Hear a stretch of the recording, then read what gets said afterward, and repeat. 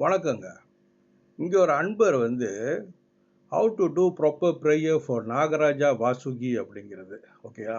நாகராஜாவுக்கு எப்படி ஒரு proper prayer செய்யணும் அப்படின்ட்டு. ஓகேங்களா? ஓகே. இது வந்து நான் பொதுவான ஒரு பதில் நான் குடுக்க போறேன். நீங்க நாகராஜான்னு நீங்க ஸ்பெசிஃபிக் பண்ண வேணாம். எந்த தெய்வமா இருந்தாலும் சரி, எந்த கடவுளா இருந்தாலும் சரி, என்ன சொல்லுவாங்க, சடங்கு சம்பிரதாயங்கள்னு ஒண்ணு இருக்கு. சடங்கு சம்பிரதாயங்கள். அப்ப நாகராஜாவுக்கு என்னென்ன வைக்கணும், போணும், வரணும் அப்படின்னு அது ஒரு சடங்கு சம்பிரதாயம். அது பொதுவானது.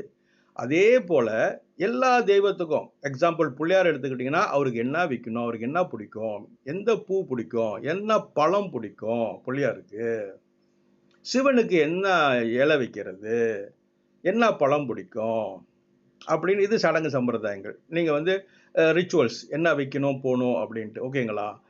இதுக்கு மேல ரொம்ப ரொம்ப முக்கியமானது, நீங்க எந்த தெய்வத்த நீங்க வணங்குனாலும், பொதுவாக பொதுவாக ஒவ்வொரு தெய்வத்துக்கும் ஒரு காயத்ரி மந்திரம் இருக்கு.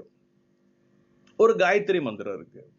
அப்படி உங்களுக்கு குரு இருந்தாரு அப்படின்னா, ஸ்பெசிஃபிக்கா அவங்க உங்களுக்கு அந்த தெய்வத்துக்கு உரிய ஒரு மந்திரத்த உங்களுக்கு குடுப்பாங்க. இத தான் நம்ம எல்லாருமே செய்ய தவறுறோம்.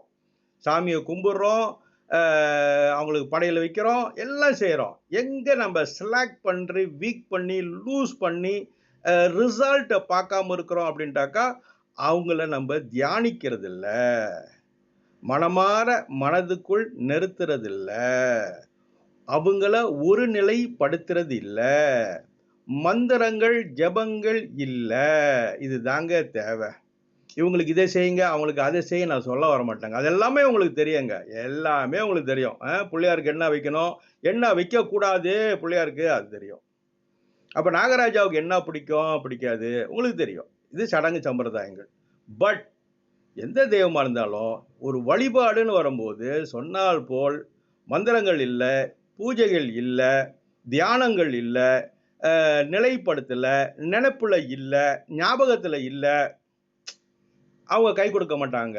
இந்த மாரி நம்ம போம்போது தான் நம்ம என்ன சொல்றோம், தெய்வம் எனக்கு கை குடுக்கல, எல்லைய கட்டிட்டாங்க. இந்த மாரி பிரச்சனைலாம் வரதுக்கு காரணமே இதுதாங்க.